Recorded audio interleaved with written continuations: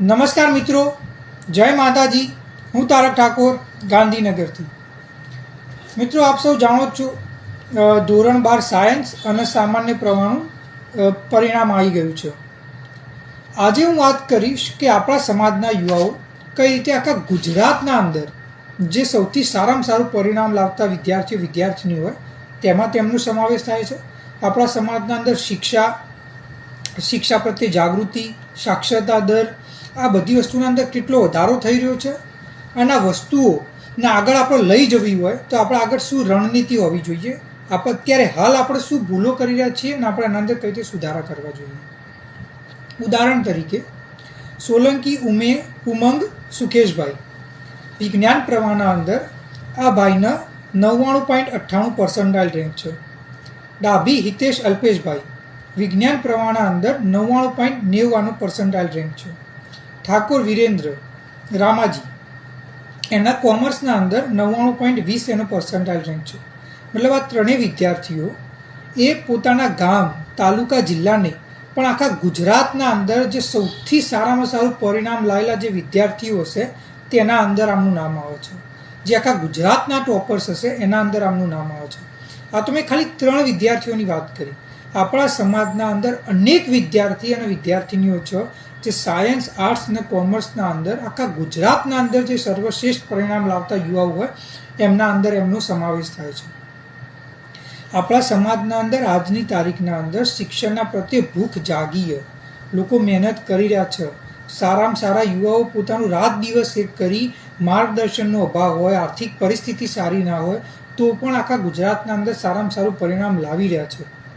આપણા સમાજના અંદર જે લોકો પહેલાં પાસ થતા હતા એના કરતી અત્યારે હાલ અનેક ગણા વધારે લોકો પાસ થઈ રહ્યા છે.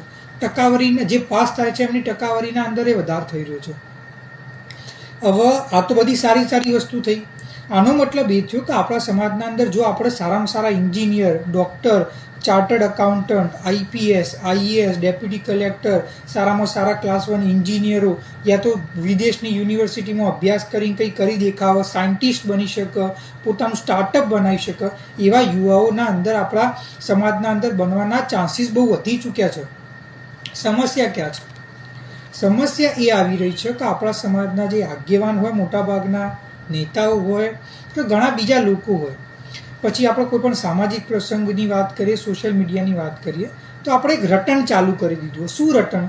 સમાજમાં શિક્ષા નથી, સમાજના અંદર લોકો મહેનત નથી કરતા, સમાજના યુવાઓ સોશિયલ મીડિયા વ્યસનના અંદર રવાડે ચડેલા છે, સમાજના અંદર યુવાઓને આગળ આવવા માટે પ્રયત્ન નથી કરવો. તમે એક મારી વાત સમજો, કોઈ પણ સમાજ હોય 100% યુવાનો કોઈ દિવસ મહેનત કરી દેશે, બધા ભણવા માંડશે એવું કોઈ દિવસ નહીં થવાનું. દરેક સમાજના અંદર 50, 60, 70% યુવાઓ મહેનત કરતા, બીજા 30% રખડી ખાતા હોય. આ વાસ્તવિકતા છે. આપણા સમાજના અંદર હું તમને એમ કહું છું કે દરેક જગ્યાએ આપણા સમાજના યુવાઓની ટીકા કર્યા કરતા તમે એક કામ કરો કે ભાઈ 50% જે 100માંથી 50 વિદ્યાર્થીઓ અભ્યાસ કરી રહ્યા છે, જે મહેનત કરી રહ્યા છે, રાત દિવસ એક કરી રહ્યા છે, તમે એમને સારામાં સારું માર્ગદર્શન પૂરું પાડો. તમે એમને જેટલી બી જરૂરત હોય, પછી તમારી આર્થિક રીતે સહાયની જરૂર પડે, માર્ગદર્શનની જરૂર પડે કે બીજી કંઈ પણ જરૂરત પડે, તમે એ જરૂરત પૂરી પાડો. કઈ રીતે સારામાં સારી કોલેજમાં એડમિશન લઈ શકે, તે આગળ એમને જો આર્થિક રીતે કોઈ પરિસ્થિતિ વિકટ હોય તો એમની ફીનું બંદોબસ્ત કઈ રીતે થઈ શકે, એ સ્નાતક કર્યા પછી ધંધો કરવા માગતા હોય તો એમાં કઈ રીતે મદદ થઈ શકે, એ વિદેશ જવા માગતા હોય તો એમાં કઈ રીતે મદદ કરી શકે, સ્પર્ધાત્મક પરીક્ષાની તૈયારી કરવા માગતા હોય તો એમાં કઈ રીતે મદદ થઈ શકે, એ કોઈ જગ્યાએ રહેવા ખાવા પીવાની એમને સગવડ થઈ રહી છે તો એમાં કઈ રીતે મદદ થઈ શકે. આપણો ઉદ્દેશ આ હોવો જોઈએ. કેમ કે જ્યારે આ યુવાઓ કંઈ કરશે, જ્યારે ગુજરાતમાં નામ કરશે, કોઈ એવું સ્ટાર્ટઅપ બનાવશે કે જે સ્ટાર્ક ટેન્કમાં આવશે, કોઈ ડેપ્યુટી કલેક્ટર કે ડીવાયએસપી કે આઈએએસ કે આઈપીએસ બનશે, કોઈ પોતાનું એટલું મોટી ક્લિનિક ખોલશે કે જેના અંદર આખા ગુજરાતના અંદર એનું નામ થશે, કે કોઈ એવો વ્યક્તિ હશે કે જે વિદેશમાં જઈને નામ કરશે, તો એના કારણે જે બીજા 50 લોકો નથી ભણી રહ્યા, કે જેમને નથી ભણવું, કે જેમને રસ નથી, કે જે ખોટા રવાડે ચડેલા છે, એ ઓટોમેટિક એમને જોઈ અને એમને પોતાની લાગણી થશે કે યાર અમારા સમાજના યુવાઓ આગળ વધી ગયા, અમે ક્યાં રહી ગયા. એ પોતે મહેનત કરશે, એ ભણશે, એ શિક્ષા મેળવશે, એને આગળ આવવાનો પ્રયત્ન કરશે અને 50 લોકો જે મહેનત કરે એના જગ્યાએ 60, 70, 80 એ વધ્યા જશે.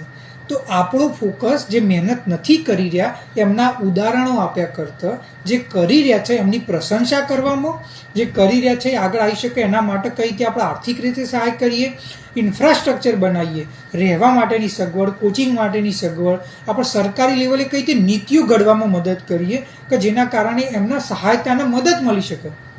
જેમ કે ઓબીસી અનામત વર્ગીકરણ કે જેના કારણે એમને સારામાં સારી ઉચ્ચ ક્ષમતાવાળી ઉચ્ચ કક્ષાવાળી કોલેજોના અંદર એડમિશન મળી શકે.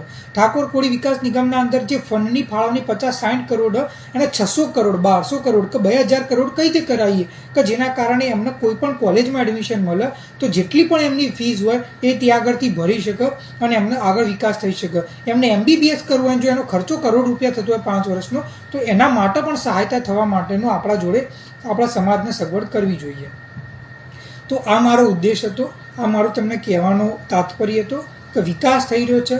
બહુ યુવાઓ એવા છે કે જે બહુ સારું શિક્ષણ મેળવી રહ્યા છે, એમની પ્રશંસા કરો, એમનું સન્માન કરો અને એમને માર્ગદર્શન બનાવી અને કઈ રીતે બીજા લોકો આગળ આવી શકે એના માટે પ્રયત્ન કરો. કોઈ પણ જગ્યાએ સમૂહ લગ્ન થતા હોય, ભલે સમૂહ લગ્ન એક અલગ પ્રસંગ પણ ત્યાં આગળ એ જે જગ્યાએ સમૂહ લગ્ન થતા હોય તે ગામના કે તે તાલુકાના જે યુવાઓ કે જે બહુ સારું પ્રદર્શન કર્યું છે 12મા ધોરણના અંદર એમનું તમે સન્માન કરો. તમે ત્યાં આગળ તમે એમને એટલે માર્ગદર્શન તરીકે એક રોલ મોડેલ બનાવો કે જેમને જઈને બીજા લોકોને લાગે કે ભાઈ અમારા છોકરાને હમણાં જેવા બનાવવા છે. આપણા આગેવાન કે નેતા હોય તે પ્રશંસા કરો એ વ્યક્તિઓની, એ યુવાઓની, એ વિદ્યાર્થીઓની. તારા આપણા સમાજના યુવાઓ આગળ જઈ શકશે. આ તો હતો એક વિડીયો. આવતા વિડીયોના અંદર હું વાત કરીશ, વાત કડવી છે પણ સાચી છે કે કઈ રીતે આ યુવાઓ આટલા સારા ટકા લાયા, આટલી સારી મહેનત કરી અને એ પોતાનું સારામાં સારું જીવન જીવી શકે છે, આપણા સમાજનું નામ રોશન કરી શકે છે. પછી એ ગુજરાત હોય, ભારત હોય કે વિદેશમાં હોય, દુનિયાભરમાં હોય, પણ કેમ આમાંથી મોટા ભાગના યુવાઓનું સપનું પૂરું નહીં થઈ શકે? અને સપનું પૂરું નહીં થાય એમાં એમની ભૂલ નહીં હોય, એમાં આપણા સમાજની અને આપણા આગેવાનોની, આપણા નેતાઓની અને આપણા સમાજ તરીકે આપણી ભૂલ હશે. કારણ કે આપણે એમની મદદ નહીં કરી શકીએ જેના કારણે એ આગળ નહીં જઈ શકે. તો એ શું કારણો છે અને એના શું સમાધાન છે એની વાત કરીશું આપણા આવતા વિડીયોના અંદર. જય માતા.